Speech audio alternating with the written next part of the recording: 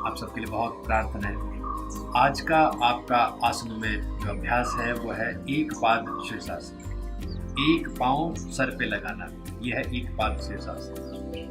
थोड़ा सा मेहनत का आसन होगा, थोड़ी मेहनत लगेगी आपकी, लेकिन फिर वही जैसे अगर आप बूंद बूंद इकट्ठी करते हैं तो आप एक सागर बनाने की कल्पना उसको रखते हैं अपने मन में, ऐसे ही एक पाद शीर्षासन भी उसी तरह से धीरे धीरे करके अगर आप इसका अभ्यास करेंगे, छोटी छोटी चीज़ें हैं हैमस्ट्रिंग जैसी, आपके पाँव को उनको अच्छा मोबिलाइज करना, अच्छे फ्लेक्सिबल हो जाए, आपके कंधे ऊपर का जो बॉडी पार्ट है उसको अगर आप मोबिलाइज करें तो फिर एक क्षण में आप इसको अचीव कर लेते हैं। लेकिन जल्दी नहीं करनी है, बहुत समय हमारे पास, तो खूब टाइम लीजिए, आराम आराम से करो। 2 हफ्ते में डिवाइड कर सकते हैं। पहले हफ्ते दोनों नीचे के शरीर को ऊपर के शरीर को तैयार करो और दूसरे हफ्ते में आसन का अभ्यास करो। एक पाद शीर्षासन फ्लेक्सिबिलिटी के लिए बहुत आपको मदद करेगा और साथ ही साथ में शरीर में और जो रोग हैं शरीर, तो आपकी इम्यूनिटी को बढ़ाने का भी काम करता है, तो इसका भी आपको लाभ मिलेगा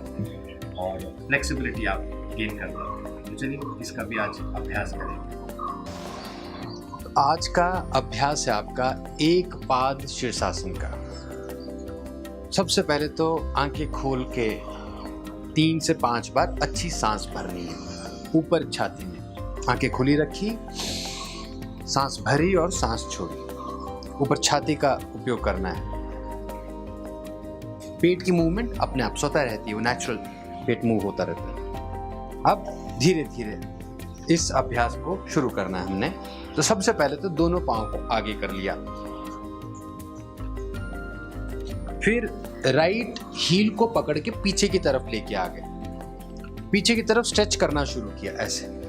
ये धीरे धीरे, बहुत धीरे धीरे, क्योंकि आपके पांव खुले हुए हैं तो आप एकदम से इतना आ जा रहे हैं, लेकिन अगर नए प्रैक्टिशनर हो तो उनको तो आधा ही रखना, यहीं तक रखना होता, यहाँ तक। फिर धीरे धीरे पीछे की तरफ, क्योंकि इनर आउटर थाई दोनों को यूज कर रहे हैं और हैमस्ट्रिंग भी यूज हो रहा है, तो हैमस्ट्रिंग को हमें बहुत फ्लेक्सिबल बनाना चाहिए। तो वो सिर्फ योगा आसनों में मदद नहीं करता है, वो कोई भी एथलेटिक प्रैक्टिस कर रहे हो, कहीं भी अगर हम बॉडी यूज कर रहे हो तो वहाँ पे हमें हेल्प करता है। आ जाइए, आगे निकालेंगे, चेंज करेंगे लेफ्ट लेग के साथ। तो बहुत कंफर्टेबल मूवमेंट हो, ज़्यादा खिंचाव नहीं देना है, बहुत धीरे धीरे कंफर्टेबल मूवमेंट हो, सांस लेते रहना। और 5 4 3 2 और 1, फिर आगे की तरफ छोड़ दिया, दोनों पांव बराबर रखें। राइट लेग से करेंगे पहले, तो राइट लेग को पीछे की तरफ लेके आओ, जैसे आपने अभी खोला उसी तरह से पीछे की तरफ लेके आएंगे राइट लेग को।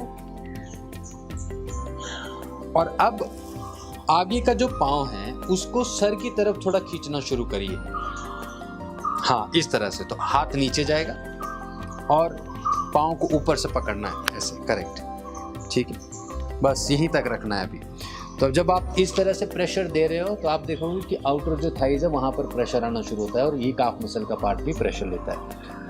धीरे धीरे छोड़ दिया, यहीं पे रखा, फिर से इसको उठाना भी हमने। अब हम इसे पीछे की तरफ लेके जाएंगे, कंधों के ऊपर रखना है। तो 3 2 1 लेके आओ पीछे राइट लेग को, और अब इसे कंधे के पीछे लेके आओ, सर को धीरे धीरे अंदर की तरफ डाल दो।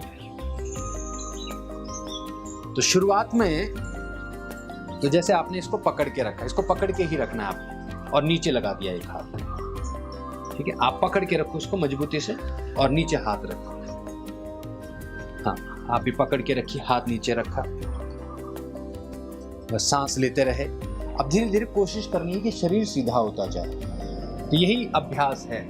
ये आपका हुआ एक पाद शीर्षासन। अभी जब इसकी कमांड बन जाए आपकी, तो आपने फिर यहाँ से छोड़ना है हाथ से और नमस्ते करके खड़े हो जाना है। ऐसे पकड़िए फिर से, तो आपने इसको ऐसे पकड़ना है, छोड़ दिया, फिर नमस्ते करना है। बहुत धीरे धीरे आ जाइए पीछे, पकड़ के रखो फिर से। हाँ, आपने बहुत बढ़िया किया। इसी प्रकार से नमस्ते करके बने रहे। ये हुआ आपका एक पाद शीर्षासन। पकड़ो पीछे से फिर से। अब धीरे धीरे बाहर आ जाओ।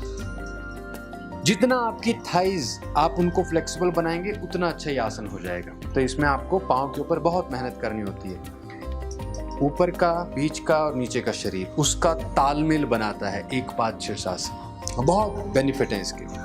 तो जैसे जैसे आप करते जाएंगे शरीर एक अलग ही ऊर्जा प्राप्त करता चला जाता है। अब धीरे धीरे धीरे आसन से बाहर आ जाओ, रिलैक्स करें, आराम करें।